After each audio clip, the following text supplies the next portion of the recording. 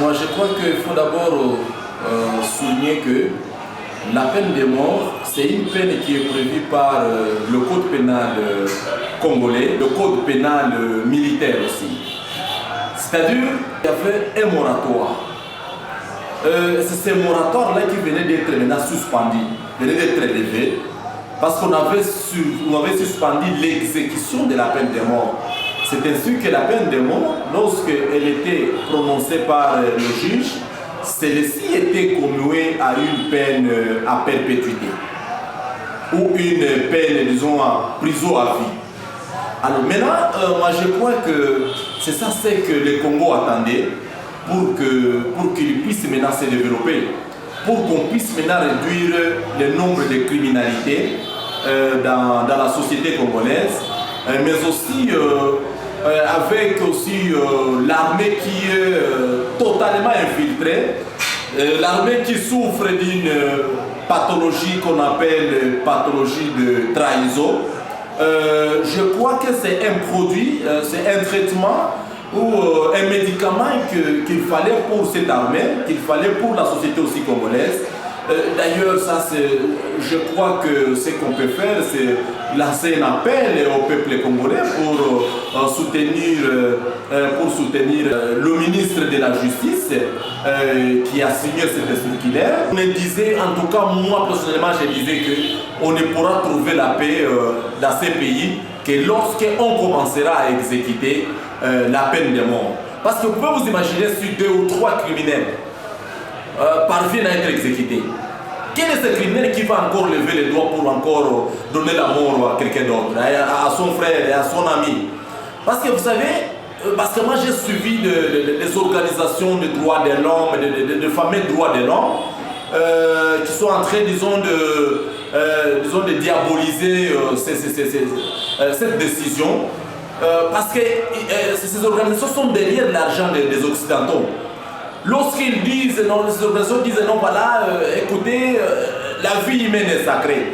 Maintenant, on peut se poser la question, lorsque maintenant un criminel donne la mort à une personne, donc vous allez dire que non, ces organisations peuvent nous expliquer que non, la vie de la personne la vie qui a été ôtée d'une autre personne, celle-là n'est pas sacrée.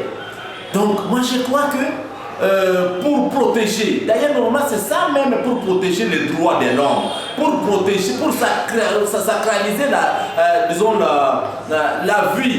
vie de tout Congolais, il faut commencer à exécuter les criminels. Parce qu'il est dit que non, la place des criminels n'est pas dans la société. Si la place des criminels n'est pas dans la société, cela veut dire quoi? C'est pas parce que même dans la prison aussi, là c'est une société aussi. Maintenant, lorsqu'on dit que la vie d'un criminel n'est pas dans la société, c'est-à-dire qu'il faut effacer la société, il faut laver la société en enlevant bien sûr ces criminels dans la société. Et ces criminels seront maintenant enlevés comment? C'est par l'exécution d'une décision judiciaire. Sauf que ce que nous pouvons maintenant faire, que maintenant, parce que le ministre de la Justice a fait vraiment bonne chose, ce que nous demandons aussi au ministre de la Justice, il faut qu'il ait aussi des yeux regardants sur aussi l'appareil judiciaire.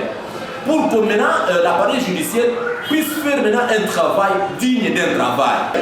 Si la justice fouille bien, instruit bien les dossiers, moi je crois que vous allez voir que le Congo, la population congolaise va vivre au Congo comme si elle serait déjà au paradis avec la sécurité. Vous allez voir maintenant, on commencera maintenant à quitter Goma pour Rutshuru à pied et on ne sera pas inquiété.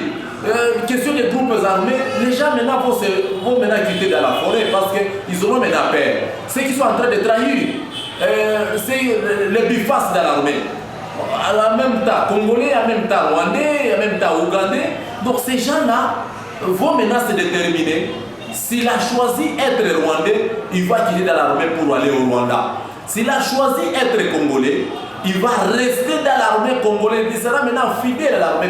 Particulièrement, je dois aussi, on doit quand même, on ne peut pas passer sans remercier le patron de la défense parce qu'il a compris aussi que non, dans cette armée, il y a beaucoup de trahisons. Et c'est à cause de cette trahison que nous sommes en train disons, de souffrir comme ça. En tout cas, nous disons coup de chapeau au ministre de la Défense, son Excellence Jean-Pierre Bemba Bongo.